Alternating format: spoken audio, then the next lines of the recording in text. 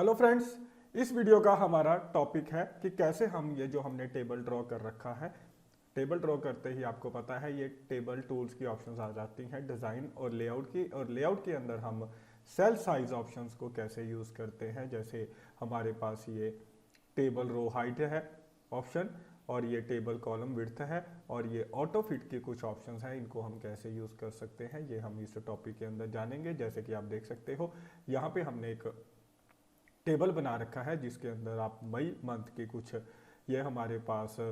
Dates given है। तो अगर हम चाहते हैं ये जो हमारा मई का मंथ ऊपर का ये जो हमारा सेल है, आप इसके अंदर अपना कर्सर रखिए। अगर आप इसकी हाइट को इंक्रीज करना चाहते हैं तो ये एरो की से आप इसकी हाइट को इंक्रीज कर सकते हैं, और यहाँ से अगर आप डिक्रीज करना चाहें डिक्रीज कर सकते हैं। और ऐसे ही जो आपने ये पूरे टेबल के अंदर रोज बना रखी हैं, पूरे टेबल की रो की आप विड्थ को यानी कि आप इस विड्थ को इंक्रीज यहाँ से डिक्रीज कर सकते हैं। तो हम यहाँ से सिर्फ ऐसा करते हैं,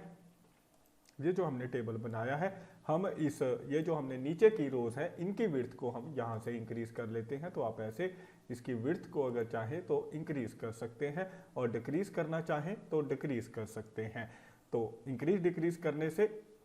विड्थ जो है वो या तो आप देख सकते हो ये कॉलम विड्थ होती है, जो कॉलम की विड्थ है वो इंक्रीज डिक्रीज होती है। और जैसे कि पहले हमने जो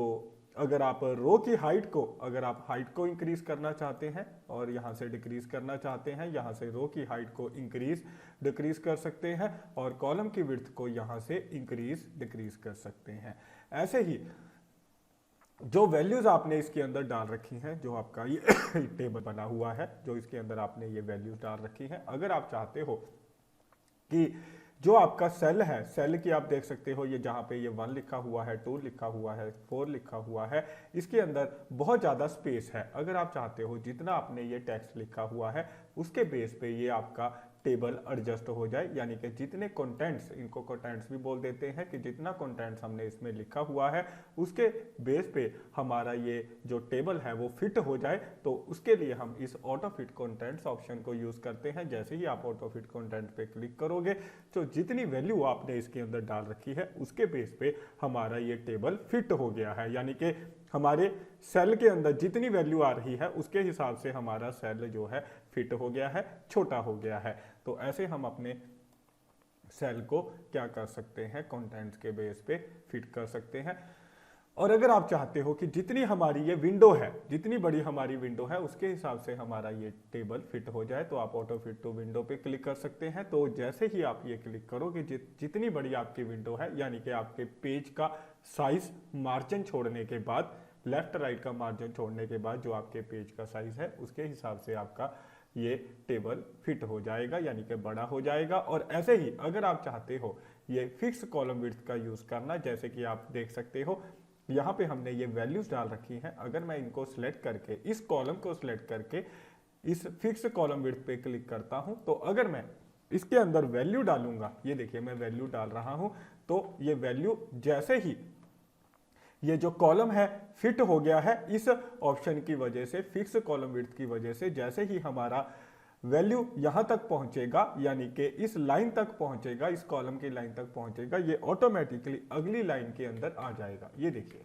ये अगली लाइन के अंदर आ जाएगा। तो इस तरीके से हम ये कॉलम की विड्थ को एडजस्ट करते हैं, यानी कि फिक्स कर देते हैं। तो अगर यही वैल्यू आप अगले कॉलम के अंदर डालते हो, तो हमने इसकी विड्थ को फिक्स नहीं किया, तो ये क्या करेगा, जैसे कि आप देख सकते हो वैसे तो ये भी फिक्स है, यानी कि अगर आप चाहें तो इस कॉलम की विड्थ को फिक्स कर सकते हैं, या इसको अगर फिक्स नहीं करेंगे तो अपने आप आपका कॉलम बड़ा होता चला जाएगा। कैसे, आइए आपको एक बार नीचे एक टेबल ड्रॉ करते हैं नया, उसके ऊपर मैं आपको अप्लाई करके दिखाता हूं। जैसे इसके अंदर हम कुछ वैल्यू डाल रहे हैं, ये देखिए वैल्यू डाल रहे हैं, तो आप जैसे जैसे वैल्यू डालते जाओगे ये कॉलम अपने आप एक्सपेंड करता जाएगा, क्योंकि इसकी कॉलम की विड्थ जो है वो फिक्स नहीं है। लेकिन अगर आप कॉलम की विड्थ को फिक्स कर देते हो, जैसे हम इसकी विड्थ को फिक्स कर देते हैं, ऑटो फिट के अंदर जाएंगे, फिक्स कॉलम विड्थ, हमने कॉलम की विड्थ को फिक्स कर दिया। अब अगर आप इसके अंदर वैल्यू डालोगे तो ये कॉलम फिक्स है। तो जैसे ही हमारी वैल्यू यहाँ तक पहुंचेगी तो अगली वैल्यू जो है